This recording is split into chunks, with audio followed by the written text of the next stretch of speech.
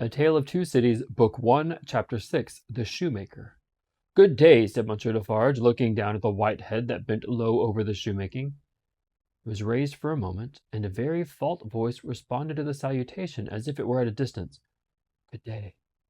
You are still hard at work, I see. After a long silence, the head was lifted for another moment, and the voice replied, Yes, I am working. This time a pair of haggard eyes had looked at the questioner before the face had dropped again. The faintness of the voice was pitiable and dreadful. It was not the faintness of physical weakness, though the confinement and hard fare had no doubt their part in it. Its deplorable peculiarity was that it was the faintness of solitude and disuse. It was like the last feeble echo of a sound made long ago. So entirely had it lost the life and resonance of the human voice that it affected the senses like a once beautiful color faded away into a poor weak stain. So sunken and suppressed it was that it was like a voice underground. So expressive it was of a hopeless and lost creature that a famished traveler, wearied out by lonely wandering in a wilderness, would have remembered home and friends in such a tone before lying down to die.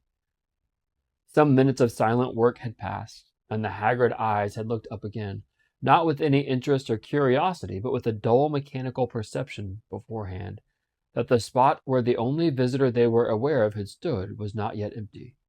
I want, said Defarge, who had not removed his gaze from the shoemaker, to let in a little more light here. Can you bear a little more?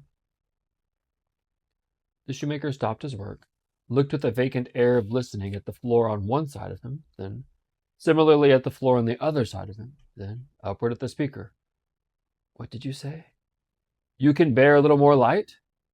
I must bear it if you let it in, laying the palest shadow of a stress upon the second word. The opened half-door was opened a little further and secured at the angle for the time. A broad ray of light fell into the garret and showed the workman with an unfinished shoe upon his lap, pausing in his labor. His few common tools and various scraps of leather were at his feet and on the bench. He had a white beard, raggedly cut but not very long, a hollow face, and exceedingly bright eyes. The hollowness and thinness of his face would have caused them to look large under his yet dark eyebrows and his confused white hair, though they had been really otherwise, but they were naturally large and looked unnaturally so. His yellow rags of shirt lay open at the throat and showed his body to be withered and worn.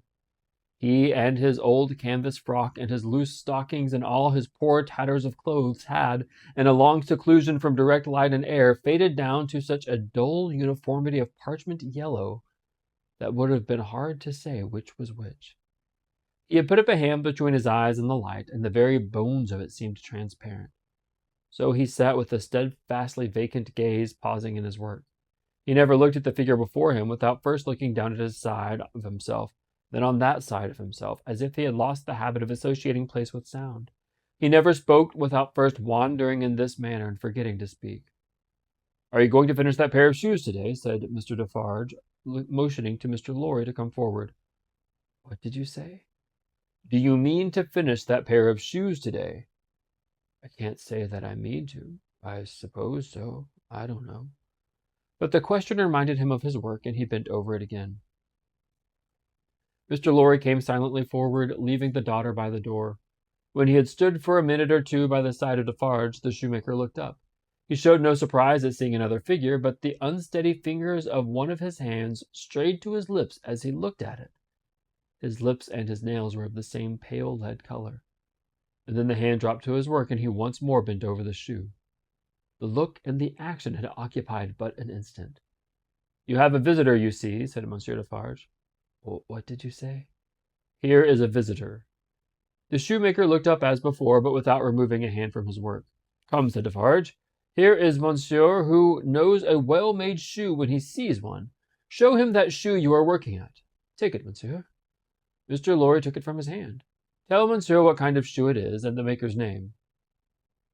There was a longer pause than usual before the shoemaker replied, I forget what it was you asked me. What did you say? I said, couldn't you describe the kind of shoe for monsieur's information? It is a lady's shoe. It is a young lady's walking shoe. It is in the present mode. I never saw the mode. I've had a pattern in my hand." He glanced at the shoe with some little passing touch of pride. "In the maker's name?" said Defarge. Now that he had no work to hold, he laid the knuckles of his right hand in the hollow of the left, and then the knuckles of the left hand in the hollow of the right, and then passed a hand across the bearded chin, and so on in regular changes without a moment's intermission. The task of recalling him from the vacancy into which he always sank when he had spoken was like recalling some very weak person from a swoon, or endeavoring in the hope of some disclosure to say the spirit of a fast-dying man. "Did you ask for my name?" "Assuredly I did." 105 North Tower. "Is that all?" 105 North Tower. With a weary sound that was not a sigh nor a groan, he bent to work again until the silence was again broken. "You are not a shoemaker by trade," said Mr. Lorry, looking steadfastly at him. His haggard eyes turned to Defarge as if he would have transferred the question to him, but as no help came from the quarter, they turned back on the questioner when they had sought the ground. "I am not a shoemaker by trade?" "No, I was not a shoemaker by trade. I learnt it here. I taught myself. I asked leave to—" He lapsed away even for minutes, ringing those measured changes on his hands the whole time. His eyes came slowly back at last to the face from whom they had wandered. When they rested on it, he started, and resumed in the manner of a sleeper that moment awake, reverting to a subject of last night. "I asked leave to teach myself, and I got it with much difficulty after a long while, and I have made shoes ever since." As he held out his hand for the shoe that had been taken from him, Mr. Lorry said, still looking steadfastly in the face, "Monsieur Manette, do you remember nothing of me?" The shoe dropped to the ground, and he sat looking fixedly at the questioner. "Monsieur Manette," Mr. Lorry laid his hand upon Defarge's arm, "do you remember nothing of this man? Look at him. Look at me. Is there no old banker, no old business, no old servant, no old time rising in your mind, Monsieur Manette?"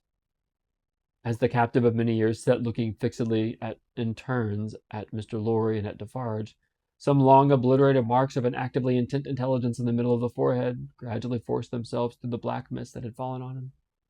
They were overclouded again. They were fainter. They were gone. But they had been there.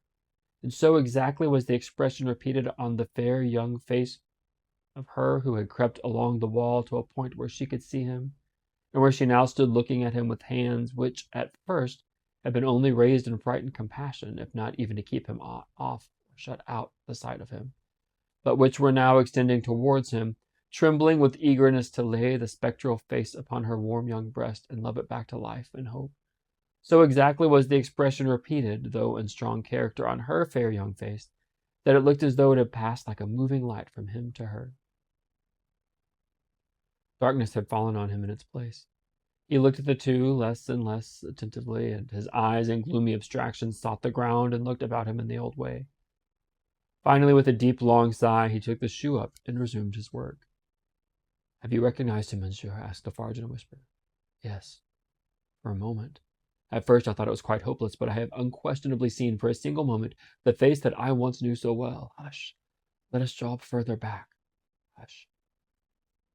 She had moved from the wall of the garret very near to the bench on which he sat. There was something awful in the unconsciousness of the figure that could have put out its hand and touched him as he stooped over his labor. Not a word was spoken, not a sound was made. She stood like a spirit beside him, and he bent over his work. It happened at length that he had occasion to change the instrument in his hand for his shoemaker's knife. It lay on that side of him which was not the side on which she stood. He had taken it up and was stooping to work again when his eyes caught the skirt of her dress. He raised them and saw her face. The two spectators started forward, but she stayed them with a motion of her hand. She had no fear of his striking at her with the knife, though they had. He stared at her with a fearful look, and after a while his lips began to form some words, though no sound proceeded from them. By degrees, in the pauses of his quick and labored breathing, he was heard to say, "What is this?" With the tears streaming down her face, she put her two hands to her lips and kissed them to him, then clasped them to her breast as if she laid his ruined head there. "You are not the gaoler's daughter?" She sighed, "No." "Who are you?" Not yet trusting the tones of her voice, she sat down on the bench beside him.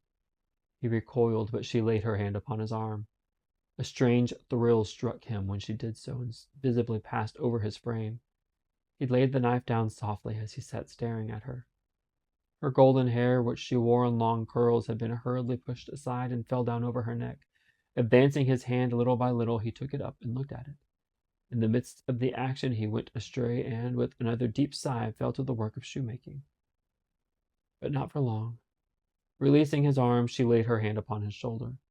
After looking doubtfully at it 2 or 3 times, as if to be sure that it was really there, he laid down his work, put his hand to his neck, and took off a blackened string with a scrap of folded rag attached to it. He opened this carefully on his knee, and it contained a very little quantity of hair, not more than 1 or 2 long golden hairs, which he had in some old day wound off upon his finger. He took her hair into his hand and looked closely at it. It is the same. How can it be? When was it? How was it? As the concentrating expression returned to his forehead, he seemed to become conscious that it was in hers too. He turned her full to the light and looked at her. She had laid her head upon my shoulder that night when I was summoned out. She had a fear of my going, though I had none, and when I was brought to the North Tower, they found these upon my sleeve. You will leave them. They can never help me to escape in body, though they may in spirit. Those were the words I said. I remember them very well. He formed this speech with his lips many times before he could utter it. But when he did find spoken words for it, they came to him coherently, though slowly. Oh, what was this? Was it you? Once more the 2 spectators started as he turned upon her with a frightful suddenness. But she sat perfectly still in his grasp, and only said in a low voice, I entreat you, good gentlemen, do not come near us, do not speak, do not move. Hark, he exclaimed. Whose voice was that? His hands released her as he uttered this cry, and went up to his white hair, which they tore in a frenzy. It died out, as everything but the shoemaking did die out of him, and he refolded his little packet and tried to secure it in his breast, but he still looked at her and gloomily shook his head. No, no, no. You are too young, too blooming, it can't be. See what the prisoner is. These are not the hands she knew. This is not the face she knew. This is not a voice she ever heard. No, no. She was, and he was, for the slow years of North Tower, ages ago. What is your name, my gentle angel? Hailing his softened tone and manner, his daughter fell upon her knees before him, with her appealing hands upon his breast.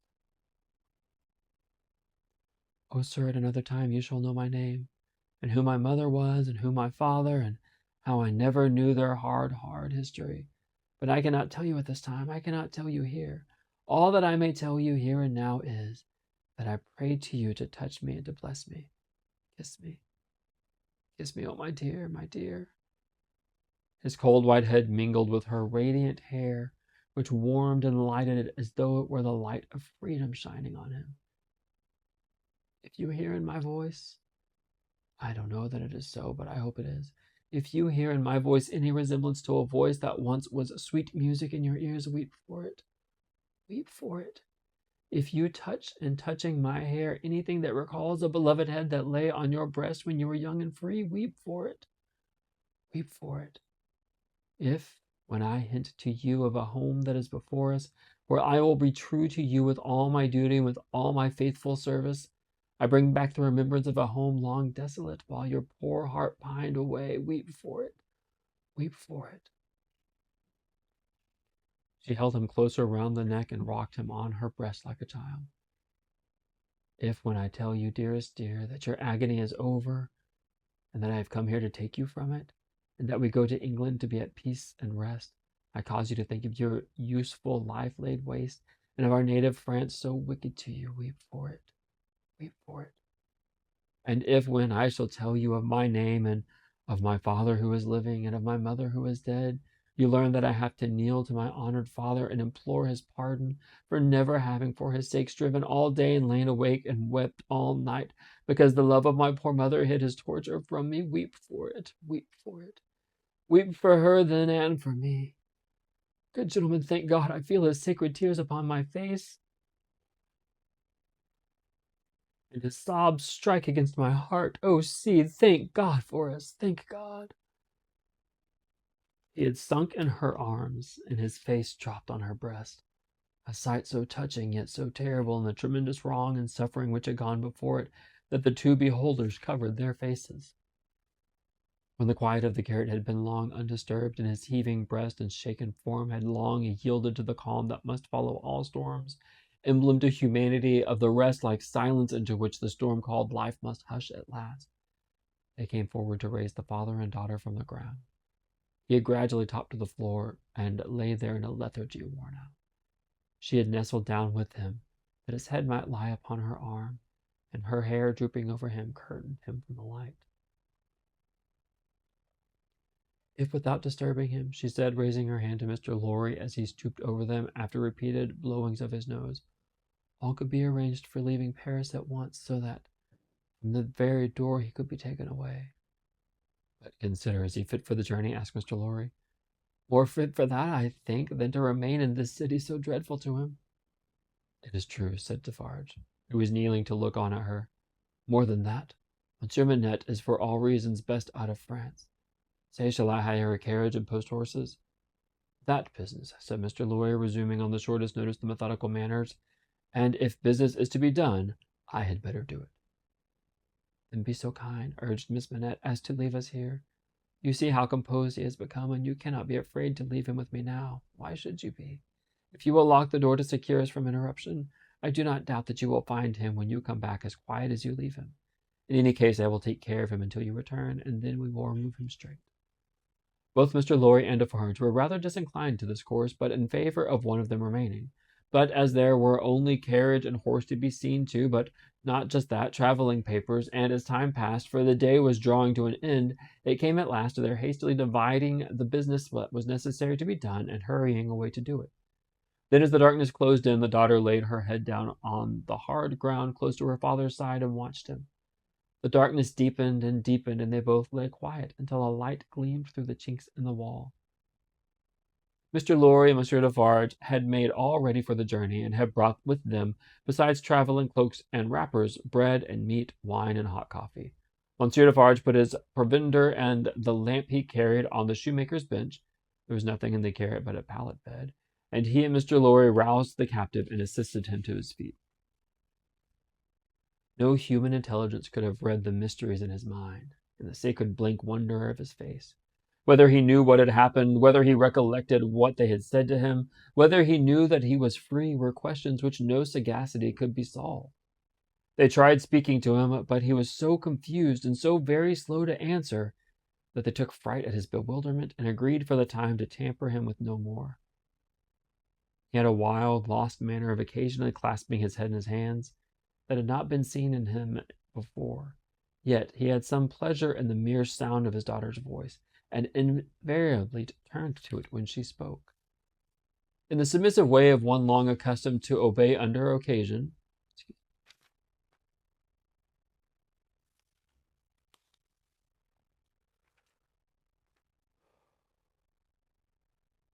in the submissive way of one long accustomed to obey under coercion, he ate and drank what they gave him to eat and drink, and put on the cloak and other wrappings that they gave him to wear.